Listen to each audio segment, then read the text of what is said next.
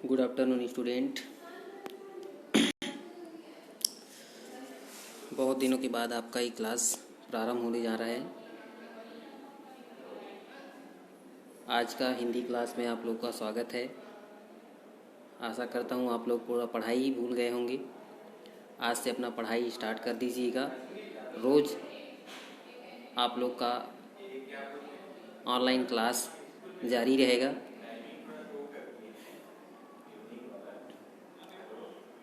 आज हम हिंदी में सबसे पहला जो पाठ है वो कबीर की जो पद हैं, कबीर के पद नामक जो पाठ है वो पढ़ेंगे। सबसे पहला जो पद है वो है हम तो एक एक करी जाना। ये पद पढ़ेंगे। पद को पढ़ने से पहले हम कबीरदास के बारे में जान लेते हैं। कबीरदास जो थे वो क्या थे? ज्ञान आश्रय शाखा के कवि थे, है ना। संत जो कवि थे उनमें उनका नाम सर्वोपरि है और ये ज्ञान आश्रय शाखा के कवि थे। इनमें जन्म और मृत्यु के बारे में अनेक किंवदंतियाँ, इनके जो जन्म है और मृत्यु है इसके लिए अलग अलग बहुत सारी कथाएं हैं। किंवदंतियाँ का मतलब होता है कथा। इनका जन्म जो है 1398 वाराणसी उत्तर प्रदेश में हुआ है। कहाँ? लहर तारा नामक जो तालाब है उस तालाब के किनारे ये मिले थे। तो नीरू और जुलाहा नामक जो धोबी थे, है ना, जुलाहा थे, उन्होंने इनको क्या किया है? पालन पोषण किया है।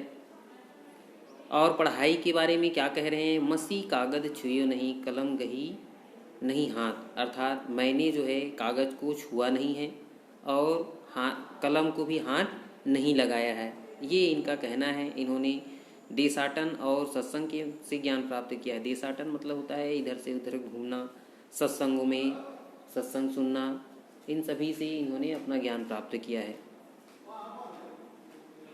इनका जो देहावसान है, इनकी मृत्यु जो है 1518 में मगहर में हुआ था। अब इनकी रचनाएं के बारे में देखते हैं। इनकी रचना जो है बीजक नाम से प्राप्त है और बीजक भी 3 भागों में बटा हुआ है, साखी, सबद और रमैनी।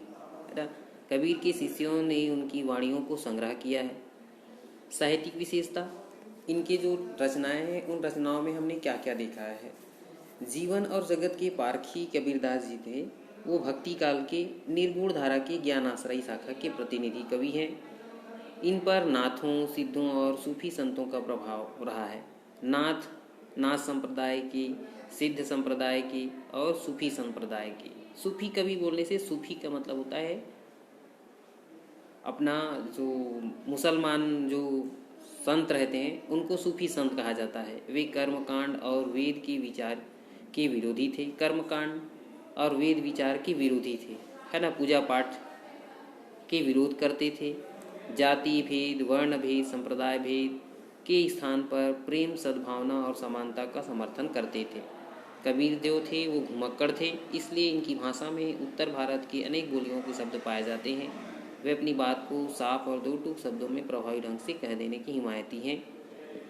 बन पड़े तो सीधे सीधे, नहीं तो दरीरा देख करके, है ना। बनते हैं तो वो सीधा साधा सरल सा भाव में भी बता देते हैं, नहीं तो ठोकर मार के भी बता देने में इनका महत्वपूर्ण स्थान है। कबीर को हजारी प्रसाद द्विवेदी ने वाणी का डिटेक्टर कहा है। ये भी याद रखने वाली बात है, इनको वाणी का डिटेक्टर कहा गया है।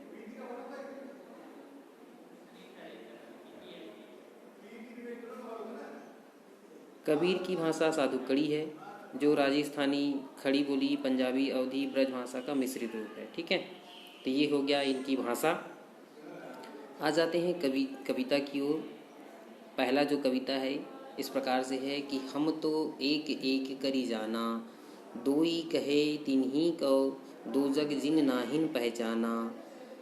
एक ही पवन एक ही पानी, एक ही ज्योति समाना, एक ही खाक गढ़े सब भांडे, एक कोहरा साना। जैसी बाढ़ी काष्ठ ही काटै, अग्नि न काटै कोई, सब घटी अंतर तू ही व्यापक, धरे स्वरूपै सोई। माया देखी के जगत लुभाना, काहे रे नर गरबाना, निर्भय भया कछु नहीं व्यापै, कहे कबीर दीवाना। तो इस प्रकार से ये आपका कविता है। अब देखिए संदर्भ लिखना पड़ता है, तो संदर्भ क्या लिखेंगे? प्रस्तुत पद्यांश हमारी पाठ्य पुस्तक की हम तो एक एक एक करी जाना नामक कविता से लिया गया है और इसकी रचयिता कबीरदास जी हैं। अब देखते हैं इसमें से कठिन शब्द क्या क्या है। कठिन शब्द देख लेते हैं। हम तो एक एक जो लिखा है, एक एक में यहाँ पे यमक अलंकार है। एक एक एक का मतलब होता है एक होता है, और एक का मतलब क्या है? सभी को एक करने के लिए। यहाँ पे दो अर्थ है। एक मतलब एक ही होता है, संख्या वाला एक, और एक मतलब होता है पूरे संसार को एक करने वाला एक, है ना। तो एक एक करके मैं जान गया हूँ, ये कह रहे हैं। दोई कहे तिन्ही कौ दो जग जिन नाहिन पहचाना। एक मतलब परमात्मा होता है और एक मतलब एक होता है, ठीक है। दोई मतलब दो, तीन ही, है ना। तीन ही मतलब होता है उनका या उनको। दो जग, दो जग मतलब होता है नरक, है ना। उसके बाद में नाहीन मतलब होता है नहीं। समाना का मतलब होता है व्याप। खाक, खाक लिखा है तो खाक का मतलब क्या होता है? मिट्टी, है ना। एक ही होता है। ज्योति मतलब होता है प्रकाश, ठीक है। उसके बाद में कोहरा, कुम्हार,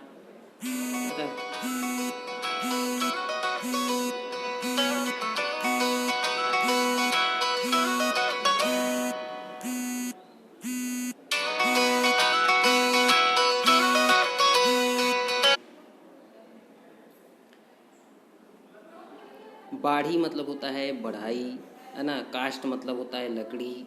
अग्नि मतलब आग। घटी मतलब होता है घड़ा या हृदय भी बोल सकते हैं। अंतरी मतलब होता है भीतर।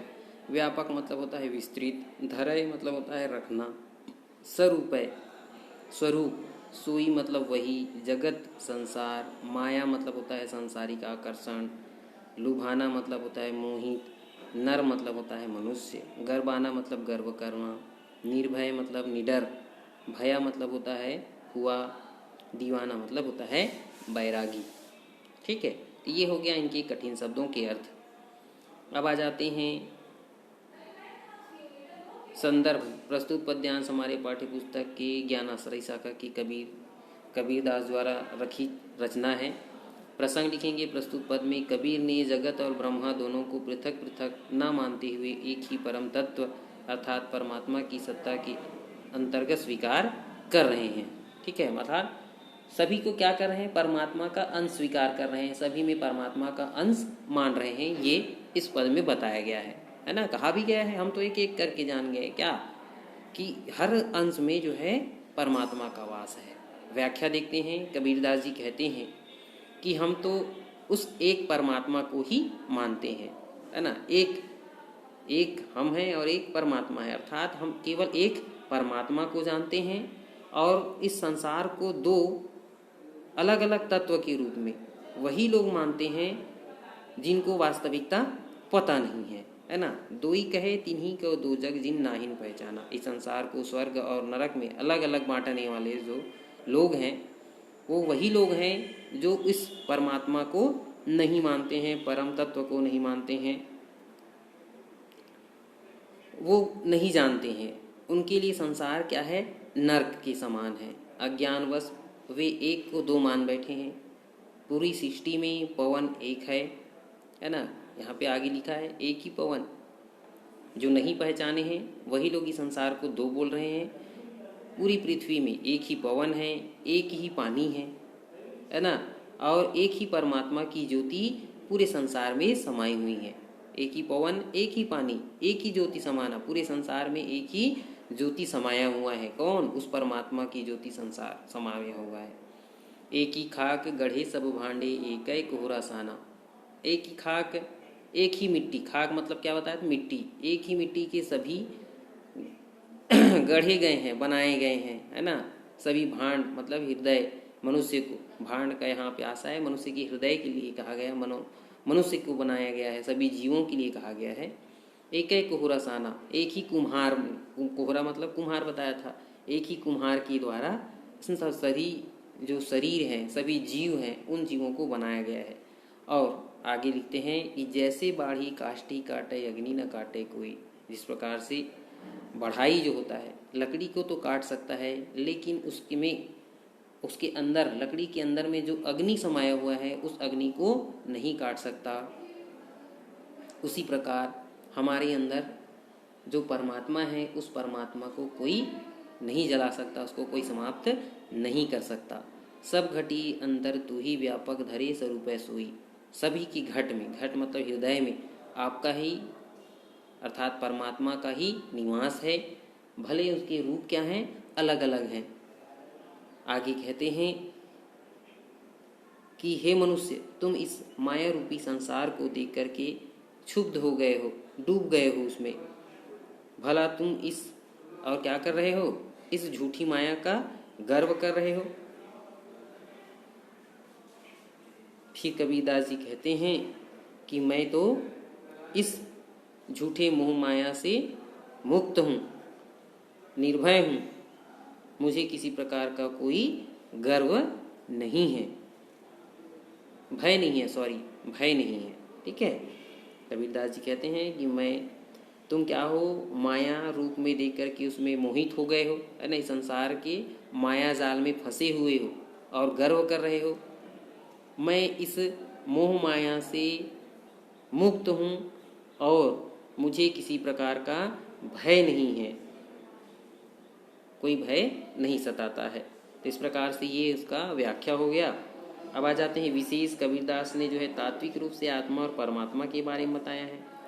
पहले ही बताया था कि एक मतलब होता है परमात्मा और एक होता है एक के लिए है। ठीक है, दो अर्थ हो गया। तो इसमें यमक अलंकार है। कबीर ने माया मोह व गर्व की व्यर्थता पर प्रकाश डाला है और इनकी जो भाषा है साधुकड़ी है, पूरा पद में ज्ञात्मकता है। ठीक है, आज के लिए इतना ही रहेगा। अगला जो पद है कल पढ़ेंगे। ठीक है, आप लोग इसको ध्यान से पढ़िएगा, नोट्स भी बनाते जाइएगा। ठीक है।